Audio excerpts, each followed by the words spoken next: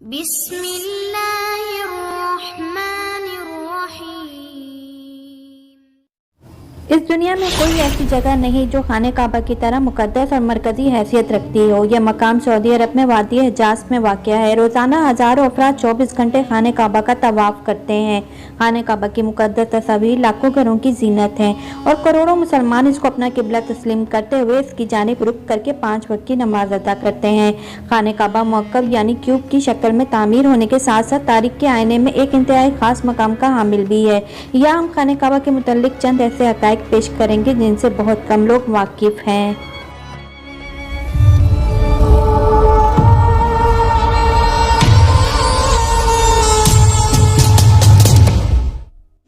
Number 1، خانہ کعبہ کئی بار تعمیر ہو چکا ہے۔ خانہ کعبہ جس طرح آج ہمیں نظر آتا ہے یہ ایسا نہیں ہے جو حضرت ابراہیم علیہ السلام اور حضرت اسماعیل علیہ السلام کے دور میں تعمیر ہوا تھا۔ وقت کے ساتھ پیش آنے والے قدرتی آفات اور حادثات کی وجہ سے اس کو دوبارہ تعمیر کرنے کی ضرورت پڑتی رہی ہے۔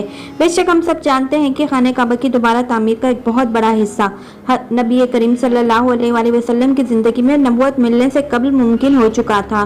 یہ وہ وقت تھا جب نبی اکرم صلی اللہ علیہ وآلہ وسلم نے ایک بڑی خون ریزی کو اپنی دور اندیشی سے روکا تھا۔ ایک بڑے کپڑے میں حجر اسود کو رکھ کر ہر قبیلے کے سردار سے اٹھوایا تھا۔ اس کے بعد آنے والے وقت میں کئی مرتبہ خانہ کعبہ کی تعمیر ہوتی رہی ہے۔ آخر میں خانہ کعبہ کی تفصیل سے آرائش 1996 میں ہوئی تھی، جس میں بہت سارے پتھروں کو ہٹا دیا گیا تھا اور بنیاد کو مضبوط کر کے نئی چھت ڈالی گئی تھی۔ یہ اب تک کی آخری تعمیر ہے اور اب خانہ کعبہ کی عمارت کو پہلے سے کہیں زیادہ محفوظ تصور کیا جاتا ہے۔ نمبر 2، خانہ کعبہ کے 2 دروازے اور ایک کھڑکی ہوا کرتی تھی۔ دوستوں، دوبارہ تعمیر کیے جانے سے قبل خانہ کعبہ کا ایک دروازہ اندر داخل ہونے کے لیے اور ایک باہر جانے کے لیے استعمال ہوتا تھا۔ ایک زمانہ تھا خانہ کعبہ میں ایک کھڑکی ہوا کرتی تھی۔ خانہ کعبہ کی جو شکل آج موجود ہے اس میں دروازہ موجود ہے لیکن کھڑکی اب ختم ہو چکی ہے۔ نمبر 3، خانہ کعبہ کے مختلف رنگ۔ ہم لوگوں نے خانہ کعبہ کو ہمیشہ کالے رنگ کے کسوہ اور سونے کے دھاگوں میں دیکھنے کی ایسی عادت ہو چکی ہے کہ ہم اس کو کسی اور رنگ میں تصور بھی نہیں کر سکتے۔ یہ روایت عباسد جن کے گھر کا رنگ کالا تھا کے دور سے چلی آ رہی ہے، لیکن اس سے قبل خانہ کعبہ مختلف رنگ کے غلاف سے ڈھکا رہتا تھا۔ ان رنگوں میں ہرا، لال اور سفید رنگ شامل ہے۔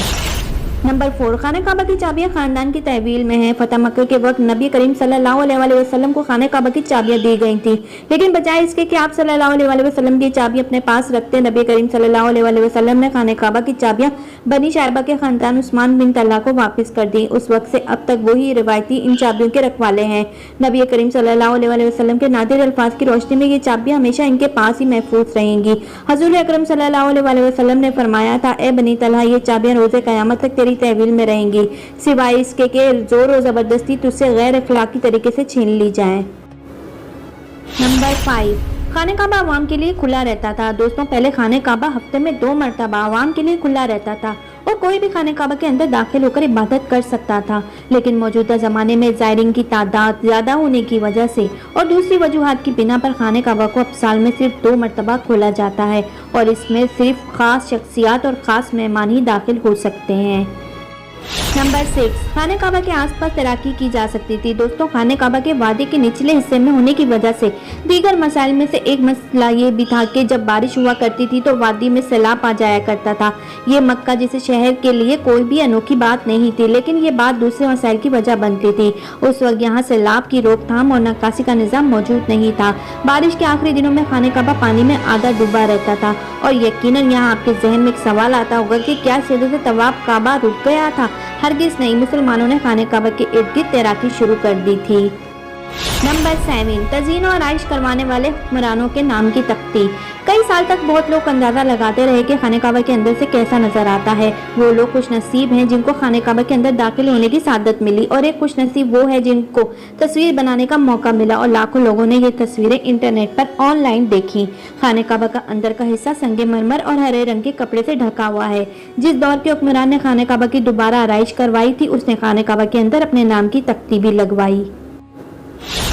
نمبر 8، खाने काबा की तादाद 2 है। दोस्तों, खाने काबा की बिल्कुल ऊपर जन्नत में एक और खाने काबा भी मौजूद है। इसका जिक्र कुरान पाक में भी आता है और नबी पाक सल्लल्लाहु अलैहि वसल्लम ने भी इस बात की निशानदेही की है।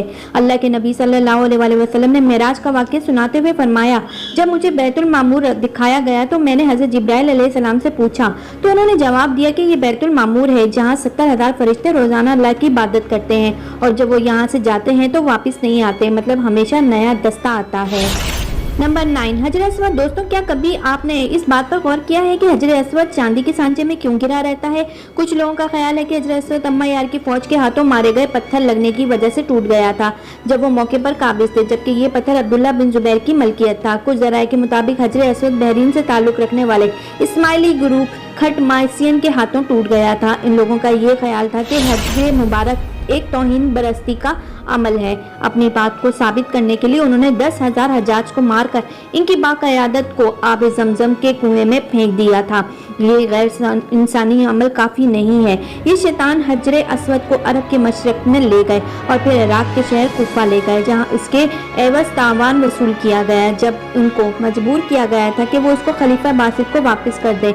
जब उसे वापस किया गया तो ये टुकड़ों में था और इसको यकजान करने के लिए सिर्फ एक ही तरीका समझ आया था कि इसको चांदी के सांचे में रखा जाए। कुछ तारीखदानों के मुताबिक इस मुकद्दस पत्थर के कुछ हिस्से आज भी कहीं गुम हैं। नंबर 10, खाने काबा मौक़िफ़ की शक्ल का नहीं है। मौक़िफ़ की शक्ल यानी कुरैश से मशहूर खाने काबा दरअसल मुस्ततिल की शक्ल का है। खाने काबा कभी भी मौक़िफ़ की शक्ल का नहीं था। इसके असल जावे के मुताबिक ये आधा गोल हिस्सा है जिसको हजर इस्माइली भी कहा जाता है। नबी करीम सल्लल्लाहु अलैहि वसल्लम को नबूवत मिलने से पहले जब खाने काबा की दोबारा तामीर हुई थी तब कुरैश ने इस बात की हामी भरी थी कि वो हलाल कमाई से ही इसकी तामीर मुकम्मल करेंगे। इसका मतलब ये था कि जुए, लूट मार, जिस्म फरोशी और हराम कामों से कमाया हुआ पैसा इस्तेमाल नहीं होगा। कुरैशी इतने अमीर और तिजारती शहर में होने के बावजूद इतनी रकम जमा करने में नाकाम हो चुके थे जो खाने काबा की तामीर इसके असल साइज और रकबे के हिसाब से कर सकें। उन्होंने खाने काबा की छोटी इमारत तामीर की और इसकी दीवारें मिट्टी की ईंटों से बनाई जिसको हजरत इस्माइल कहा जाता है। हालांकि इसका हजरत इस्माइल से कोई ताल्लुक नहीं, जो कि खाने काबा की हकीकी कदर की जानिब इशारा करती थी। अपनी जिंदगी के आखिरी हिस्से में हजरत मोहम्मद सल्लल्लाहु अलैहि वसल्लम ने खाने काबा की दोबारा तामीर का इरादा किया था, मगर ये अजीम फरीज़ा अंजाम देने से पहले ही आप सल्लल्लाहु अलैहि वसल्लम जाहिर पानी से कूच कर गए। खलीफा अब्दुल्ला बिन जुबैर के दौरे हुकूमत के चंद साल के मुख्तलिफ वक्फे में खाने काबा अपनी उसी शक्ल में मौजूद था जैसे नबी पाक सल्लल्लाहु अलैहि वसल्लम ने देखा था। दोस्तों, मुझे उम्मीद है कि आज की वीडियो आपके लिए काफ़ी इंटरेस्टेड हुई होगी और आपकी इन्फॉर्मेशन में इजाफे का बाइस बनी होगी। अगर वीडियो आपको अच्छी लगी है तो इस वीडियो को लाइक कीजिए और शेयर कीजिए और मज़ीद इस तरह की वीडियोज़ के लिए हमारे चैनल को सब्सक्राइब कीजिए। अल्लाह निगहबान।